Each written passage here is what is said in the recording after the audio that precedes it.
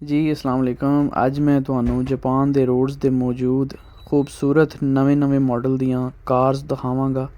यह जिहड़ी सामने मेरे कार खड़ी है ये टोयोटा दी यारस क्रॉस दा नवा मॉडल है। मैं अक्सर कार्स दी पिक्चर्स लैना, लेकिन अज सुबह तो लैके शाम तक जिन्नियां भी खूबसूरत कार्स नज़र आउणगियां उन्हां दी वीडियो भी बनावांगा, तस्वीरां भी लवांगा। एक गड्डी हुंदी सी नोआ, यह उहदी लेटैसट शेप है, हाइब्रिड है ते इहदे विच ओही 1800 सीसी दा इंजन है जिहड़ा प्रियोस दे विच हुंदा है।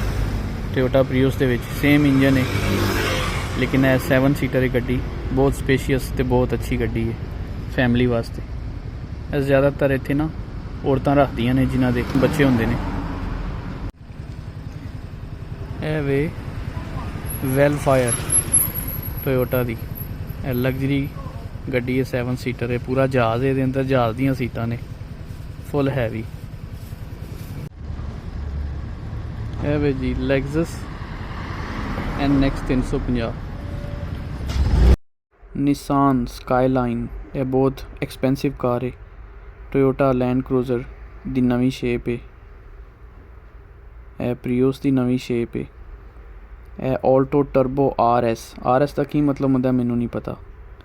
यह मेरी फेवरेट शेप है आजकल, टोयोटा क्राउन दी लेटेस्ट शेप। यह करोला है hybrid version. Mercedes G350, Honda Vezel, यह भी बहुत अच्छी है।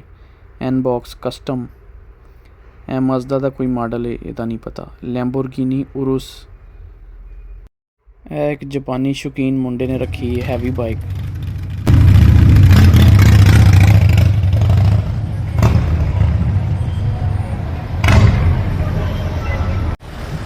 यह गड्डी है Nissan roof highway star semi hybrid. यदि पाकिस्तान च बहुत डिमांड है इस गड्डी की। एक वो भी गड्डी तुहानू अक्सर नज़र आएगी पाकिस्तान दे विच, यह हैगी है पासो, 1000 सीसी है, यह 660 सीसी है। मित्सुबिशी EK स्पेस, यह भी बहुत पाकिस्तान जाती है। यह एक टोयोटा एक्वा का मॉडल है, ये लाइटां बिल्कुल बदल गई ने। पहले वाला मॉडल ज़्यादा अच्छा लगता सी मेरे ख्याल से। मर्सिडीज़ G63, क्या खूबसूरत कलर है। Mercedes G63।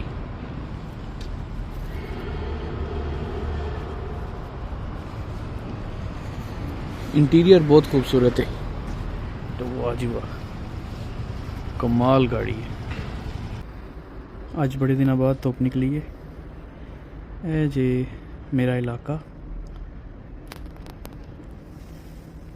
चारों तरफ पहाड़ ने, दरम्यान दे विच छोटा जिहा शहर है। एक मेन शहर है ओसाका दे अंदर छोटे छोटे शहर ने। एक शहर है इबाराकी एदा नाम है। वो पिछे ट्रेन का ट्रैक है, तो मैं 20वें फ्लोर ते हाँ, डिलीवरी फड़ान आया, फड़ा दी है।